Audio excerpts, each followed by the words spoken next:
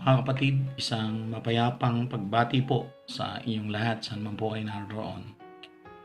Muli, taus-pusong pasasalamat po sa ating Panginoon Diyos at sa kabila ng kaabalahan ay patuloy po rin po nating ginagawa ang mga nararapat nating gawin habang taglay pa po natin ang ating hirap na buhay. Ang pagsasaluhan po natin na salita ng Diyos ay hango po sa Ebanghelyo ng San Mateo, Kabanata 22, talata 34 hanggang ika-40. Ang pinakamahalagang utos. Nagtipon-tipon ng mga Pariseo nang nabalitaan nilang napatahimik ni Jesus ang mga Saduceo. At isa sa kanila, isang dalubhasa sa kasulatan, ang nagtanong kay Jesus upang subukin ito. Guro, alin po ang pinakamahalagang utos sa kautusan? Sumagot si Jesus, ibigin mo ang Panginoon mong Diyos ng buong puso, ng buong kaluluwa, at ng buong pag-iisip. Ito naman ang pangalawa. Ibigin mo ang iyong kapwa gaya ng iyong sarili.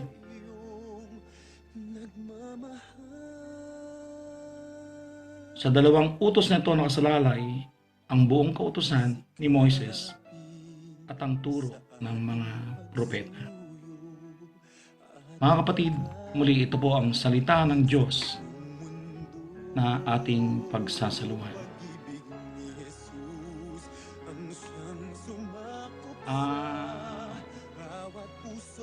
Taus-pusong papuri po at walang hanggang pasasalamat sa ating Panginoon Diyos, kabila ng kagaya ng sa panimula, sa kabila ng sa pang-araw-araw natin gawain, at habang taglay pa po natin ang ating hiram na buhay, ay patuloy pa rin po tayong at nawa tayong lahat na magsikap upang makapagbigay kaluguran sa pinagmulan ng hiram nating buhay. Ano po? At ang salita po ng Diyos na ibibigay niya sa atin sa magdalangin ni Brother Joseph, nawa kasama ko po kayo na sa tuwing magsasalo po tayo, na siya mismo ang siyang mangusap sa ating lahat. Ano po? Siya po mismo at ang mamumutawing salita sa aking bibig ay kanya lamang kung kakasangkapanin. At ganoon din po ang samagdalangin ko na sa bawat nakikinig, nanonood, nawa ay samahan o patnubayan kayo ng banal na Espiritu upang lubos nating maunawaan ang bawat salita ng Diyos na ating mapapakinggan. Ano po? Kaya po ang lahat ng ito ay ibinabalik natin sa Kanya ang taus-pusong papuri at wala hanggang pasasalamat. Ito pong ebanghelyo na binasa natin sa mga banal na kasulatan dyan, ano po, nabanggit ko na po kanina sa Matthew 22, 34-40, kayo na po ang bahalang magbukas ng inyong mga banal na kasulatan, ano po. At ang ebanghelyo pong ito o ang kabanata at talata pong nakasaad dito na sinasabi sa atin ng Panginoon Diyos ay tumatakbo lamang po sa dalawa. Una, ang pagiging, lumupo na po tayo sa pinakamababa, sa pangalawa. Na sinasabi dito sa pangalawa, ito naman ang pangalawa, ibigin mo ang iyong kapwa gaya ng iyong sarili. Ang ibig pong sabihin, mga mahal kong kapatid, ang Panginoon Diyos para sa ating lahat, ang pagiging makatao. Makatao. At yung ikalawa po, yun po yung pinakamataas. Sabi niya rito, ibigin mo ang Panginoon Diyos ng buong puso, ng buong kaluluwa, at ng buong pag-iisip. So ang ibig pong sabihin nun, makatao, tapos ang pagiging makadiyos. Aminin man po natin o hindi, lahat po tayo ay nagkakasala. Kagaya po ng sinasabi sa banal na kasulatan na hindi po maikakaila, na nagsasabing wala siyang kasalanan ay ginagawa niyang sinungaling ang Diyos. Nagkakasala po tayo habang narito tayo sa lupa, sa isip, sa salita, at sa gawa. Hindi na po natin kinakailangan magturuan kung sino ang mas makasalanan. Dahil sa ating po ngayon, sa panahon po ngayon, lalo na po sa panahon ngayon, kung saan ay mararamdaman natin ang talino ng tao, na tulad po ng sinasabi sa aklat ni Propeta Joel sa Kabanata 2. Pagdating ng huling araw, humigit kong bulan, ganoon po ang nakasulat, ibubuhos ko ang aking espiritu, sabi ng Panginoon Diyos, sa lahat ng tao, maging sa aliping babae at lalaki. Magkakaroon sila ng mga pangitain, mga panaginip at kung ano-ano pa. Sa atin po ngayon, hindi na po kaila sa lahat. Hindi naman po tayo ipinanganak kahapon upang hindi natin maunawaan ang nangyayari sa kasalukuyan at maging ang mga nakikita natin, naririnig. Doon po tayo sa pagiging makatao. Ano po yung mga sinabi sa atin ng Panginoon Diyos o patuloy na sinasabi, paulit-ulit na lamang po ang aral sa atin ng ating Panginoong Jesucristo. Ano po? Paulit-ulit na lang po. Paulit-ulit na nga rin po sa kababasa natin ng mga banal na kasulatan, sa pakikinig natin, hindi po nakakasawang pakinggan. Totoo po yan. Pero paulit-ulit na pong sinabi sa atin. Kahit halimbawa po ang magulang natin na patuloy at paulit-ulit na lang po na ipinangangaral sa atin at hindi pa rin po tumitimo sa ating puso at isipan ang mga aral na dapat nating isakatuparan o gawin o ang pagbabago, halimbawa po ano po para sa ating kabutihan, meron din pong hangganan yun. Bakit po? Sinabi niya, ibigin mo ang iyong kapwa gaya ng sa iyong sarili. Ano pa ang sabi ng ating Panginoong Jesucristo? Ang dami. Ang dami. Sa 10 kautusan, ibigin mo ang, alam mo na nandun na rin yun. Love thy neighbor, kapitbahay mo. Pagdating ng ating Panginoong Jesucristo,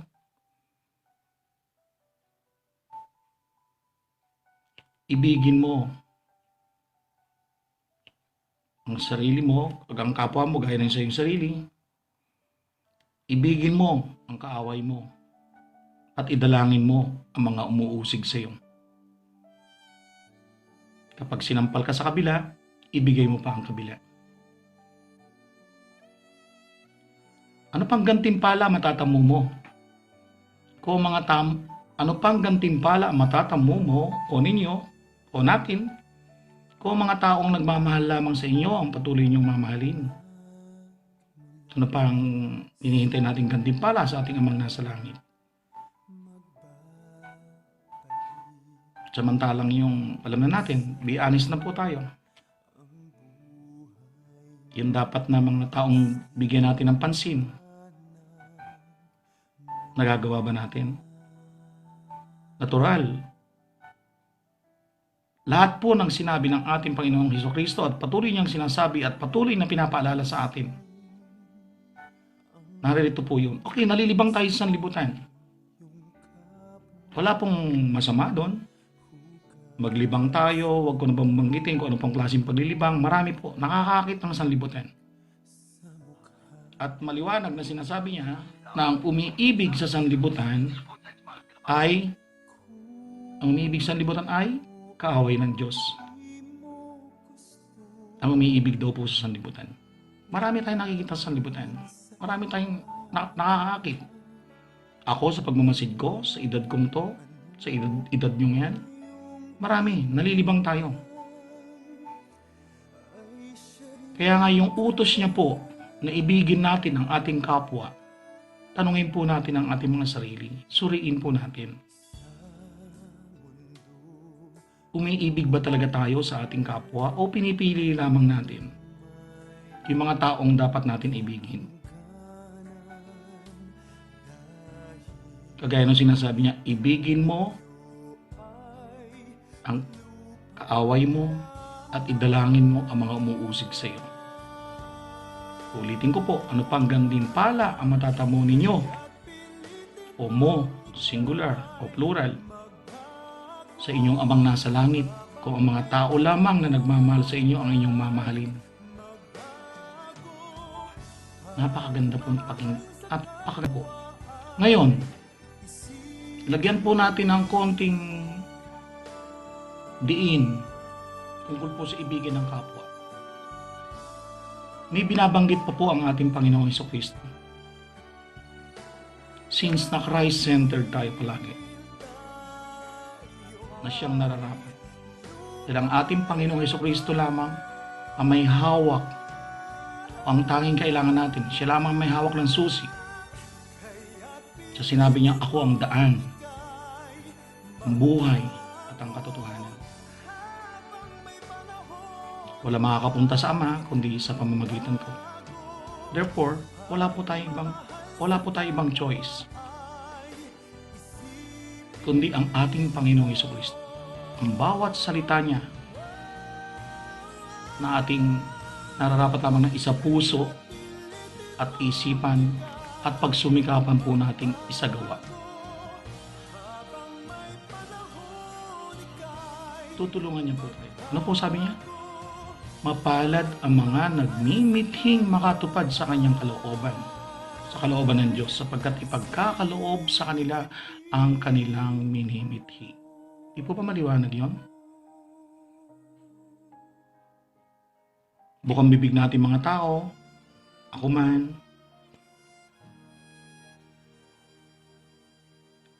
tulad ng hangin na nararamdaman ko pero hindi ko nakikita ang Diyos. Totoo. Totoo. Pero, huwag po natin kalilimutan na sinabi niya, mapalad ang may mga malilinis na puso sapagkat makikita nila ang Diyos.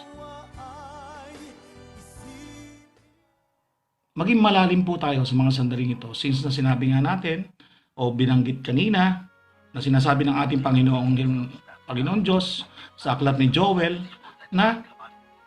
ni Propeta Joel na pagdating ng huling araw, ibubuhos ko ang aking espiritu sa lahat ng mga tao. Ngayon na po yung panahon na yun. Yung kaalaman. Ngayon ang tanong po, bakit kinakailangan po natin magsuot ng mask o ng pantakip sa bibig sa nangyayari sa ngayon? Bakit kinakailangan po natin maglayo? Distancing. Ano sinabi sinabi ng ating Panginoon? Isang kahatulan sa sanlibutan ng pagparito upang makita ang mga bulag at mabulag ang mga nakakakita. Meron po siyang tinutukoy noon o pinariringgan. Yung mga nagsasabing marunong sila, dalubhasa sila sa kasulatan. At ngayon naman po sa panahon natin, na pinapalagay natin matalino tayo, alam natin ang lahat. Hindi ba natin masasabing isang kahatulan to sa atin sa mga nangyayari sa ngayon, sa buong mundo? Sa sinasabi niya, ibigin mo ang iyong sarili gaya ng iyong kapwa. Nagagawa ba natin?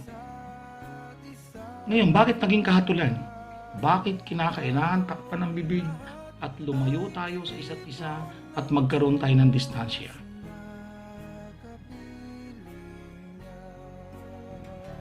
Minsan, sa pagninilay, magnilay po tayo, mag-isip tayo. Bakit? Bakit po niya pinahintulot na maganap o nagaganap mga bagay na to? O bakit po niya niloob o niluloob na maganap ang mga bagay na to sa atin sa ngayon? Huwag na po tayo magpaligoy-ligoy pa. Sapagkat ang salita ng Diyos, binabanggit din po sa banal na kasulatan, ay may magkabilang talim. Kapag tumama po ay talaga pong tatagos hanggang sa ating buong pagkatao, kaluluwa. Ngayon, kung sasabihin naman po natin, yung pinakamaano po, okay, i-claim natin,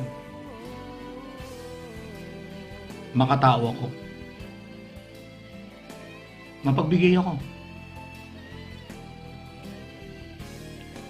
Lalo na pagdating ng, lalo sa ating mga Pinoy, pagdating ng halalan, ano po sinasabi ng ating Panginoong Jesucristo? Pag-ingatan ninyo na huwag pakitang tao lamang ang paggawa ninyo ng kabutihan o mabuti. Sapagkat kapag ganyan ang ginagawa ninyo o ginawa mo, wala kang gantimpalang matatamo sa iyong Amang nasa langit. Lahat po ng sinasabi ng ating Panginoong Jesucristo. Sa edad po ni Brother Joseph, sa pagmamasid po sa mga lugar na pinahintulot ng Diyos na mapuntahan ko at pupuntahan pa, luluubin niya, nagmamasid po ako sa pakikisalamuha ko sa kapwa-tao.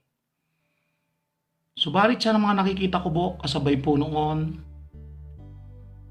ang mga katanungan na sumasagi sa aking isipan, at kasabay din po noon ang taimtim na pananalangin saan man ako naroon kung bakit kinakailangan maganap ang mga bagay na to. Mga kapatid, sa ating kapwa-tao, kung makikita lamang po ng ating Amang nasa langit o ng Panginoon Diyos na tunay na umiiral ang pagmamahal natin sa ating kapwa at wala tayong itinatangi, and it has nothing to do with any religion. Kung susundin po natin yun, kabisado na po ng karamihan ang banal na kasulatan. Si Moises ang may dala ng kautusan nung sinuunang panahon, at ang ating Panginoong Jesucristo may dala ng pag-ibig. Ang Diyos ay pag-ibig. Nakasulat din yan. Ngayon, hindi pa huli ang lahat. Upang tunay tayong magmahal sa ating kapwa, ipakita natin to sa pamamagitan ng gawa at ng hindi ng pakitang tao lamang. Maraming paraan.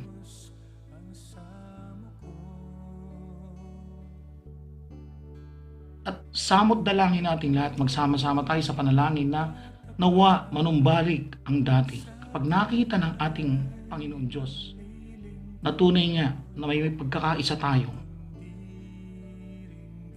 sambahayan, sambayanan, at ang bawat bansa sa pagsisisi, pagbabalik loob ng taos-puso sa ating Panginoon Diyos, walang dahilan upang hindi niya ibalik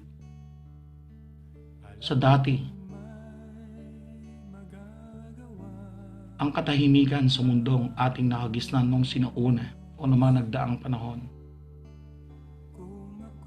Okay, sabihin natin ng panimula, ganyan na dahil nagkasala, yun na naman ang scapegoat natin o lagi natin sinasabi o alibay natin. Pero wag po yun. Sa nakikita po natin sa ngayon, minsan may makikita si Brother Joseph sa newsfeed, may kandila, profile pic, kandila, biglang may umalis. Pag nakita ko may edad na, nasasabi ko sa sarili ko, tiyak yun, nakapagsisi yun dahil habang nagkakaedad ang tao, nararamdaman niya, lalo na po si Brother Joseph, nararamdaman natin na lumalapit na tayo sa Panginoon Diyos. Na ang ibig sabihin, anytime soon, pwede niyang bawiin ang hirap nating buhay. Kaya nga ang katanungan doon, Dahil lahat naman ng ating, kung meron man tayong ari-arian, possession, lahat ay iiwanan natin. Dahil lang lahat ng sa lupa ay para sa lupa. Maging ang ating katawan ay hindi atin, hiram lang. Yung ating espiritu, yung hininga na ibinigay niya sa atin, yun ang haharap sa Kanya. At hahatulan tayo ayon sa ating nagawa, mabuti man o masama. Ngayon, doon po tayo ngayon sa una. At ang pinakamahalaga po, na ibigin natin ang Diyos ng buong puso, buong kaluluwa, at buong lakas at buong pag-iisip. Gaya rin ang sinasabi sa banal na kasulatan, paano ko maiibig yung Diyos na hindi ko nakikita, samantala yung kapatid ko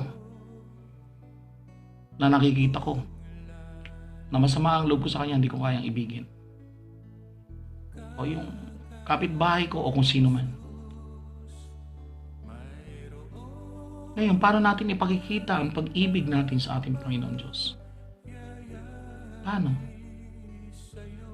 Kung sa pagiging makatao, hirap na hirap tayo, paano po natin maaabot yung pagiging maka-Diyos? Sige po. Tinatanong po tayo ng Panginoon Diyos ngayon sa mga sandaling ito. Paano po?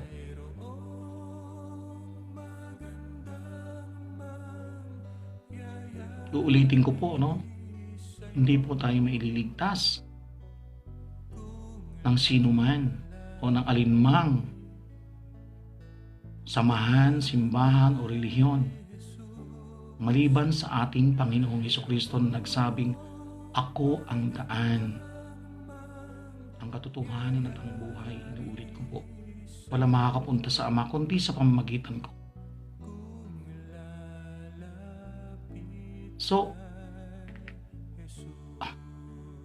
siya ang bukang bibig po nating karamihan, nagkatawang tao. Okay? Sa madalit sabi, meron po tayong huwaran.